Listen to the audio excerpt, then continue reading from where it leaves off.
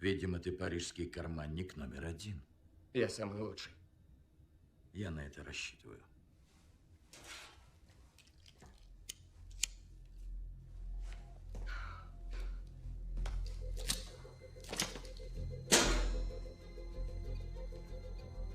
Давай, укради мой кошелек.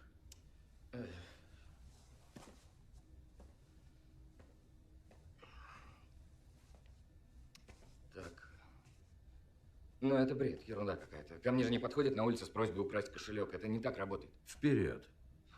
Ладно, ладно. Так, я бы подошел к человеку, не смотря ему в глаза, шаг в сторону, смотрю в глаза, и все, меня нет. Кошелек на месте. Но в нем нет денег. Я взял кошелек в первый раз и положил обратно уже без денег.